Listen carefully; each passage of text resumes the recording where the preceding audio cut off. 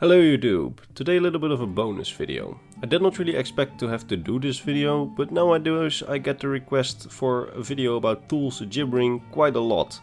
So, let's give this man his own video. Before we begin, I would like to ask you guys if my microphone is an improvement for like the last few videos. I work on the audio a little bit more now and there shouldn't be any more background noise generally, unless there's like a really loud noise, but let me know in the comments. And also let in the comments know what you think of my more calm narrating style that I use this video. I personally like it, but just let me know. I get complaints sometimes that I talk way too fast. But with that said, let's kick off with this video on Mr. Thules the Gibbering.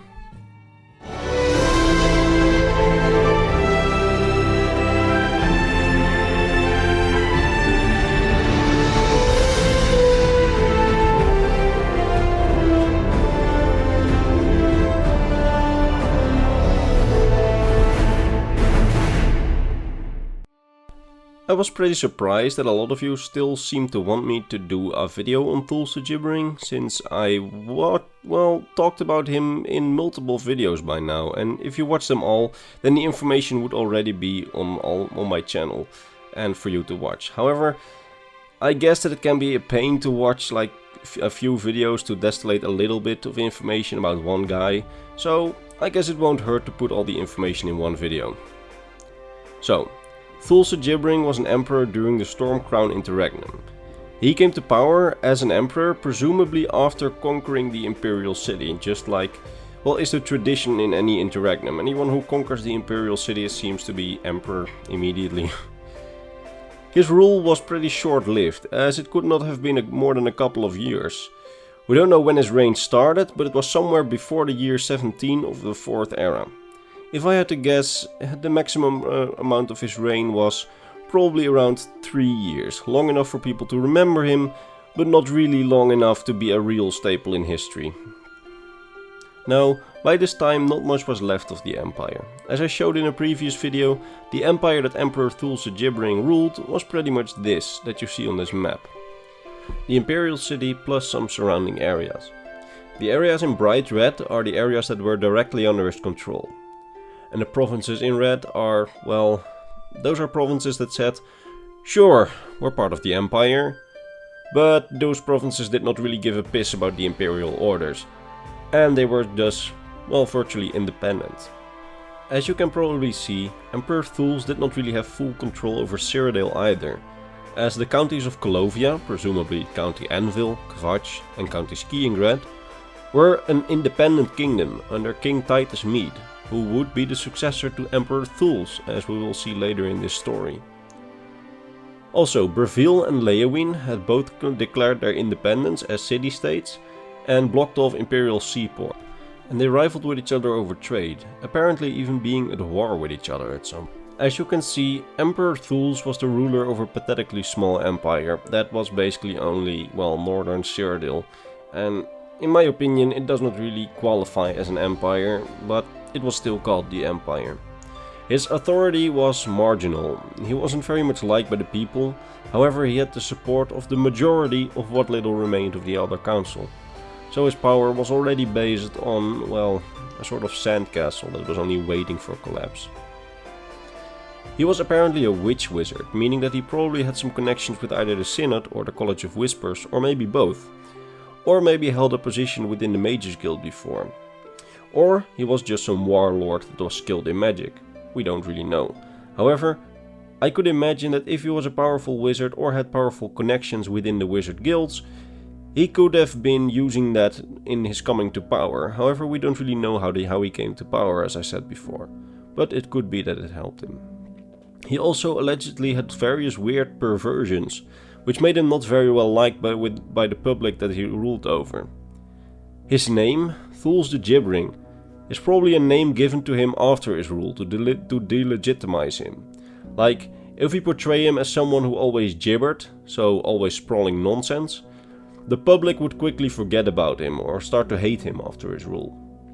It's possible that, that was just some propaganda spewed by the Mede dynasty after they came to power.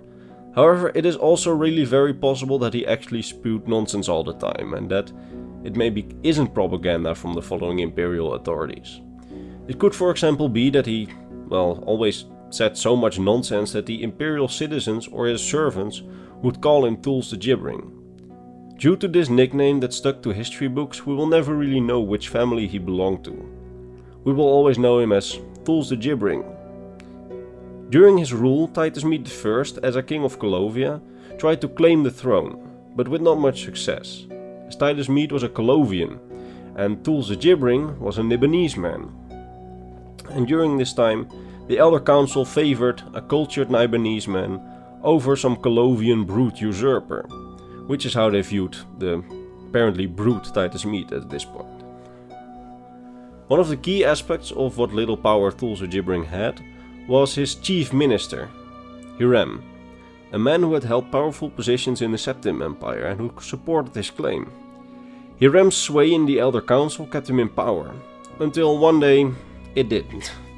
Because Hiram was approached by Titus Mede, and Mede told him something along the lines of, "How about you convince them to accept me as emperor, then you can stay on as minister, and the people will applaud both you and me then, because nobody likes Thules, so we both win."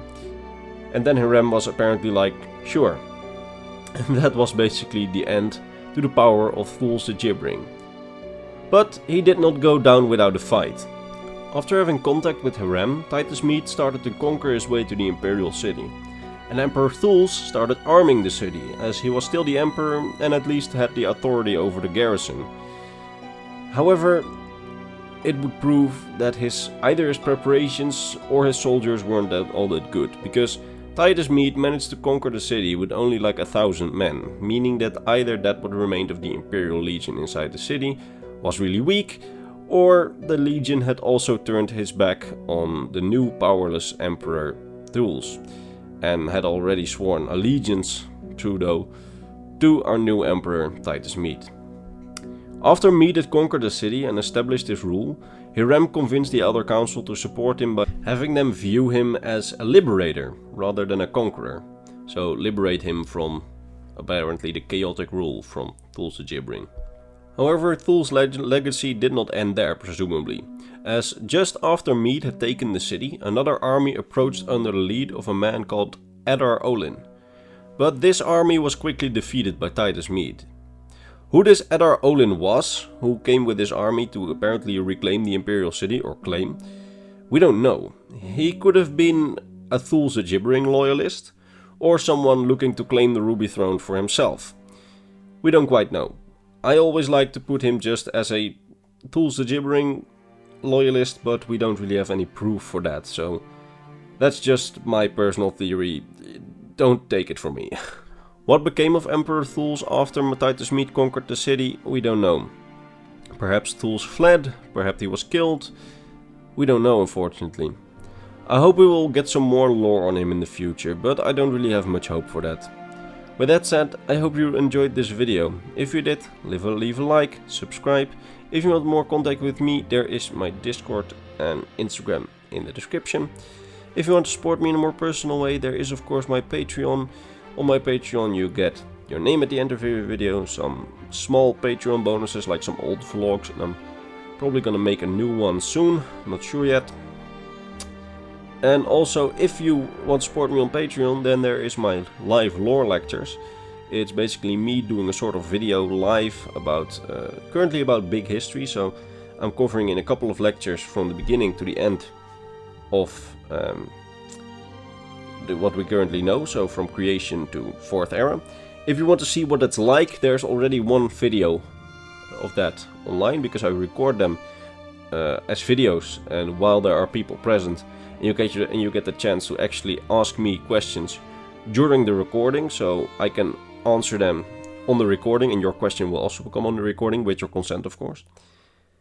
Yeah, so if you want to be there for the second reading of the second lecture, then you can still make it if you want to support me now, because that one will probably be after Christmas. So yeah, let me know if you want to do that, because then you can go to my Patreon. Yeah, and with that said, I think that this video is coming to an end, and I will see you all in the next lore video, which will probably be in a few days after now. See you later, bye bye.